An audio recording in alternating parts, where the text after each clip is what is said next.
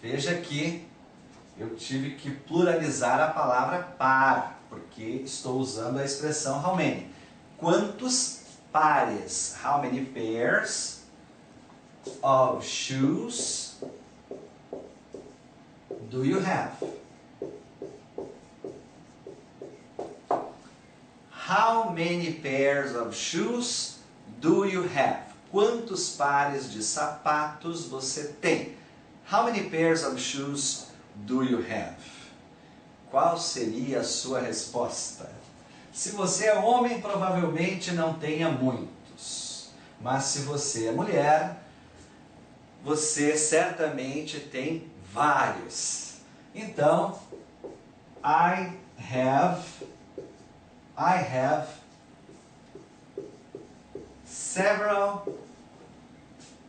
several pairs of shoes. Eu conheci uma aluna uma vez que tinha um quarto somente para os seus pares de sapatos. Bem interessante. I have several pairs of shoes. Eu tenho vários pares de sapatos. Bem, do you have a pair of shoes? Of course, I do. How many pairs of shoes do you have? I have several pairs of shoes. Eu tenho vários pares de sapato. Precisamos continuar, mas não temos espaço. O diálogo é o mesmo.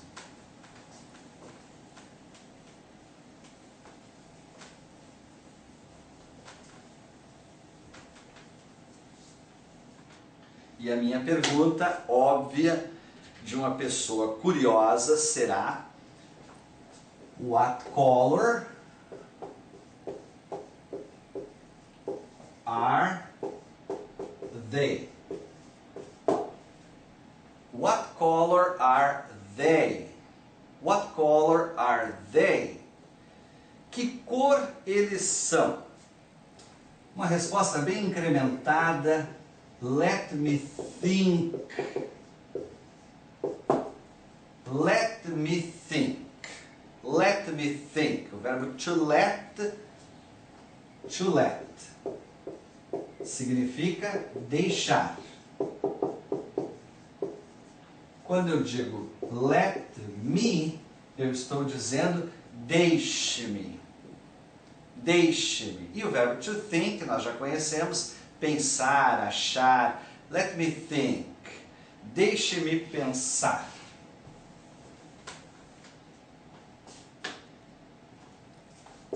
They are black. They are black, gray, and green. They are black, gray, and green. Você lembra dessas cores? Green, verde, gray, cinza. They are black, gray, and green. Mais uma perguntinha, temos espaço? Do you have a pair of glasses? Do you have a pair of glasses? Glasses. Do you have a pair of glasses? Do you have a pair of glasses? Auxiliar não se traduz na pergunta. Você tem um par de óculos? No, I don't.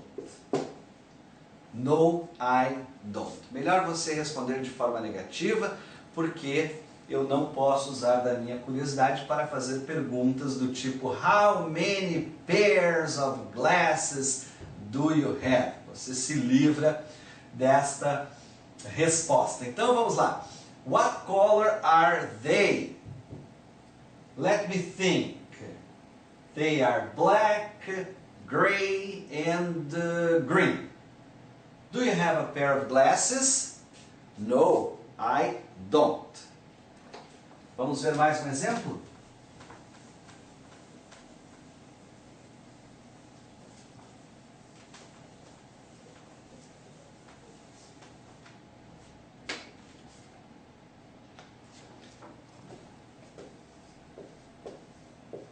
Do you have a watch?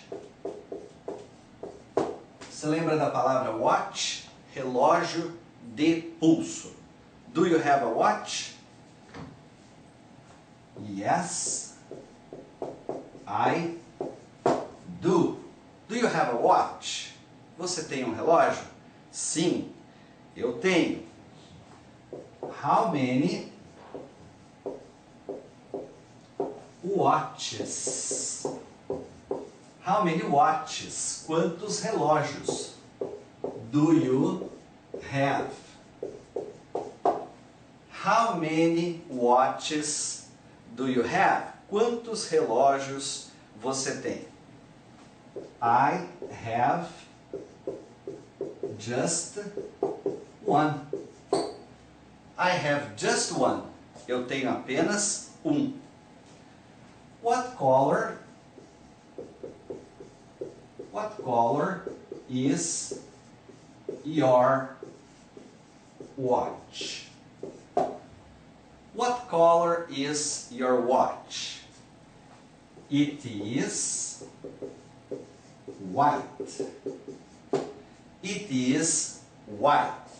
Ele é branco. Do you have a watch? Yes, I do. How many watches do you have? I have just one. What color is your watch? It is white. Aqui você poderia, obviamente, também dizer I have just one watch. Não há problema. Bem, vamos fazer uma breve pausa e já voltamos. Até já.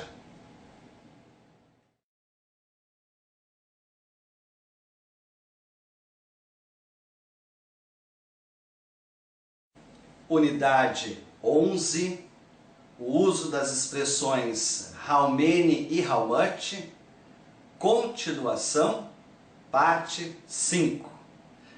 Bem, vamos voltar à expressão how much. Vamos ver mais um exemplo com a expressão how much. How much does a good watch cost? Você lembra do verbo to cost? To cost significa custar. Bem, how much does a good watch cost? How much does a good watch cost? Vamos analisar esta frase.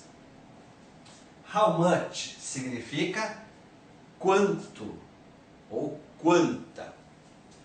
Does é o nosso auxiliar. E auxiliar não se traduz, pelo menos nas frases interrogativas.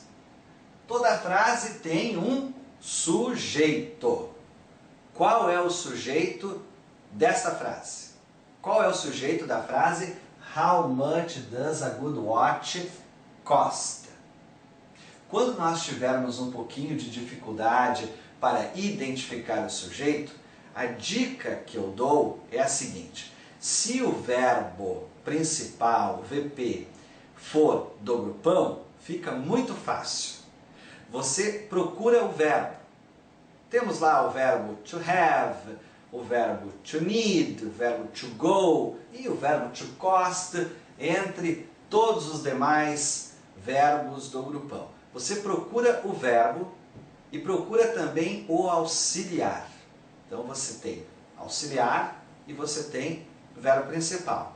O que está no meio destes dois é o sujeito. Portanto, a good watch é o nosso sujeito. A good watch, um bom relógio, é o nosso sujeito. O nosso VP, nosso verbo principal, é um verbo novo, o verbo custar. E esse verbo não é to be, seria estar, não é can, poder e conseguir, portanto é do grupão. Todo verbo do grupão precisa de um auxiliar. A questão é, por que estamos usando does e não do? Esta é a questão. Por que o auxiliar aqui é does e não do? Simples. O sujeito é a good watch. Todo sujeito equivale a um pronome pessoal reto. Dizer a good watch é o mesmo que dizer qual pronome pessoal reto.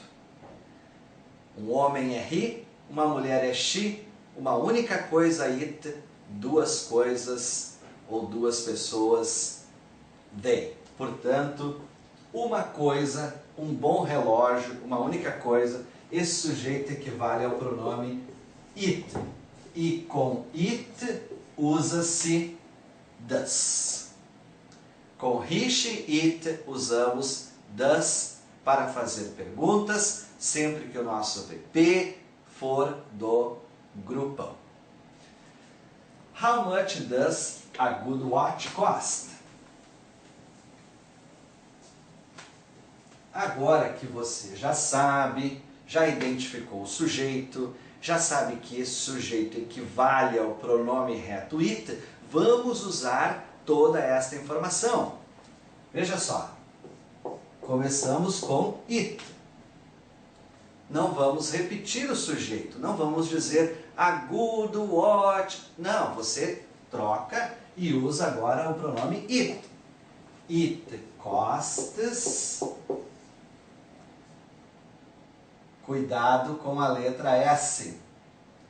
Para a terceira pessoa do singular, he, she, it, quando o verbo principal é do grupão, você precisa tomar cuidado para acrescentar a letra S para a maioria dos verbos, talvez 95% dos verbos. E tem uma meia dúzia, conforme eu já disse, que o cuidado tem que ser ainda maior porque muda a grafia. É o caso do verbo ter, do verbo go, entre outros.